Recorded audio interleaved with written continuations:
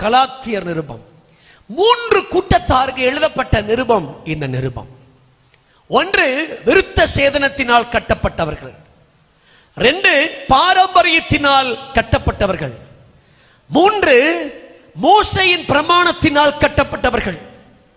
இந்த 3 காரியத்தில் கட்டப்பட்டவர்களுக்கு பவுல் தீவிரமாய் சென்று அங்க இருக்கிற விசுவாசிகளுக்கு ஊழியம் செஞ்சு ஒரு கூட்டத்தை பிதாவை குறித்து, இயேசுவை குறித்து, பரிசுத்த ஆவியானவர் குறித்து சொல்லி ஒரு கூட்டத்தை பிரித்து எடுத்து கட்டப்பட்ட ஒரு திருச்சபை தான் இது. ஒரு திருச்சபை. இந்த திருச்சபை நன்றாய் வளர்ந்து கனி கொடுத்து கொண்டே போய் கொண்டிருக்கிற இந்த சமயத்தில் இடையில யாருக்கோ வழி கொடுத்ததுனால இந்த சபை திசை திருப்பப்படுகிறது. செய்திக்கு போறதுக்கு முன்னாடி ஒரு செய்தி சொல்லிட்டு போறேன்.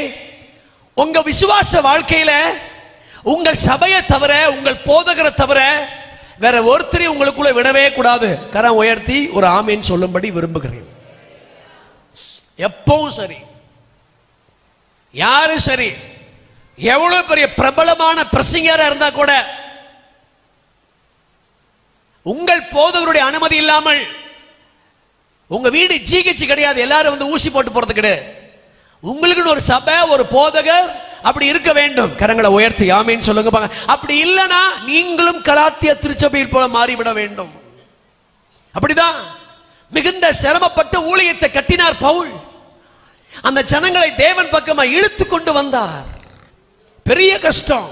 அவர் சொல்றாரு, நான் சரீர பலவீனத்தோடு உங்ககிட்ட வந்தேன், சும்மா வரல. என் சரீர பலவீனம், அந்த பலவீனத்தோடு சுமந்து உங்களை உருவாக்கும்படி வந்தேன். கண்கள் அந்த கலாத்திய திருச்சபை ஆரம்பித்து செய்யும்போது கண்கள் சிதிலடைந்திருந்தது. ஆனாலும் அந்த பலனோடு வந்தேன். அதனாலதான் ஐயோ பவுல் கண்கள் இப்படி இருக்குதே, அப்படி நம்ம கண்ணை கூட கொடுக்கலாமா? அப்படிலாம் இருந்தீங்களே. கரங்களை உயர்த்தி ஆமீன் சொல்வீங்களா? அப்படிலாம் இருந்தீங்களே. ஆகவே அந்த சபை இப்ப திசை திரும்பப்பட்டு போச்சு. அந்த சபைக்கு பவுல் 13 எச்சரிப்புகளை சொல்லுகிறார். கலாத்திய திருச்சபைக்கு நீங்கள் வேதாகமத்தை இன்ச் பை இன்ச்சா படிச்சு பாருங்க, வசனங்களை நாம் கண்டறிந்து கொள்ளலாம். 13 எச்சரிப்புகள். சபை என்பது ஆற்றி தேற்றுகிற இடம் மட்டும் கிடையாது, எச்சரிக்கிற இடம் கூட. கரங்களை உயர்த்தி ஆமேன்னு சொல்லுங்க பார்க்கலாம். எப்பொழுது பார்த்தாலுமே ஆற்றி தேற்றி இப்படியே நீங்க எதிர்பார்த்து கொண்டிருக்க கூடாது. நீங்கள் காலாட்களோடு மட்டும் ஓடக்கூடாது, குதிரைகளோடு ஓட வேண்டும். குதிரைகளோடு ஓட வேண்டும் என்றால் என்னை எச்சரிக்கிற சில சத்தியங்கள் எனக்கு தேவை. ஆமேன் சொல்லுங்க பார்க்கலாம். அல்லேலூயா. குதிரைகளோடு மட்டுமல்ல, காலாட்களோடு ஓடிவிட வேண்டும். ஆற்றி தேற்றி கொண்டே இருக்க முடியாது, இன்னொரு லெவலுக்கு நீங்க வர வேண்டும். ஆகவேதான் இயேசுநாதர் பிரசங்கம் பண்ணும்போது கீழேயே இல்லாம கொஞ்சம் அவங்களை மலைக்கு மேல கூட்டு போனார். காரணம், உயர்ந்த உன்னதமான ஜனங்களை உருவாக்க வேண்டிய மலா பெரிய சத்தியங்களை அவங்களுக்கு சொல்லிக் கொடுக்கும்படி ஆண்டவர் மலைக்கு கொண்டு போனார். இன்னொரு லெவலுக்கு நீங்க வர வேண்டும். கர்த்தர் எதையும் எச்சரிக்காமல் செய்வது இல்லை. எபிரேயர் 11:7 நோவா தேவ எச்சரிப்பு பெற்று பயபக்திக்குள்ளவனானான். எச்சரிப்பு ஒரு மனிதனை பயபக்திக்குள்ளவனாய் மாற்றிவிடும். எச்சரிப்பு ஒரு மனிதனை காப்பாற்றும். எச்சரிப்பு ஒரு மனிதனை உணர்வடைய செய்யும். கரங்களை உயர்த்தி ஆமேன்னு சொல்லுங்க பார்க்கலாம். அப்படி ஒரு எச்சரிப்பு தான். ஒரு 13 எச்சரிப்புகளை இந்த கலாத்தியர் புஸ்தகத்துல நம்ம படிக்கலாம். அதுல நான் 12 தள்ளிட்டு ஒன்னே இன்னைக்கு நான் உங்களுக்கு பிரசங்கம் பண்ணி இருக்கும் இந்த சொற்ப நேரத்தில் மிக தேவையான அவசியமான ஒரு சத்தியத்தை இந்த ராத்திரி உங்களோடு பகிர்ந்து கொள்ள பரிசுத்த ஆவியானவர் நமக்கு உதவி செய்வாராக. கரங்களை உயர்த்தி சத்தமாய் ஆமீன் சொல்ல கேட்கிறேன். ஹல்லேலூயா. ஓகே, எல்லாரும் இந்த வசனத்துக்கு நேரம் சிந்தைகளை கொஞ்ச நேரம் திருப்பலாம். என்ன போகாதிருங்கள், மோசம் போகாதிருங்கள், மோசம் போகாதிருங்கள். இந்த கலாத்திய சபை பல விஷயத்துல மோசம் போயிருச்சு. அதை நம்ம தொட வேண்டாம், கீழே வந்துருவோம். மனுஷன் எதை விதைக்கிறானோ அதைன்னு சொல்லல பைபிள். இழுங்க எல்லாரும், கொஞ்சம் இழுங்க.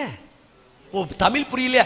அதை ஏன் இழுங்க சொல்லுங்க. அதையே நீங்க பைபிளை அப்படிலாம் தனியா உட்காந்து படிக்கும்போது இப்படிலாம் படிங்க. என்ன நீங்க பைபிளை படிச்சு பாருங்க, கர்த்தரும்னு இருக்கும், கர்த்தரேன்னு இருக்கும், கர்த்தரோன்னு இருக்கும். படிச்சிருக்கீங்களா?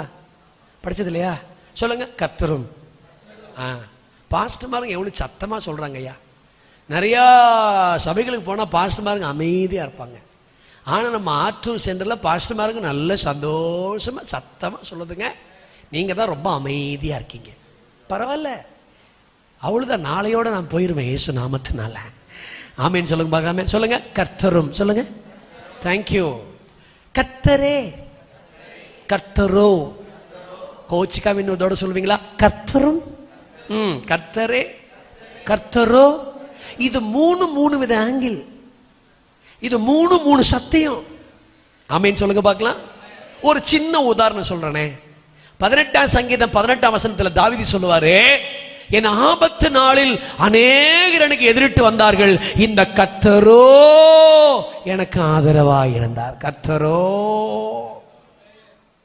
கர்த்தரோ இருக்கா வசனம்? கர்த்தரோ.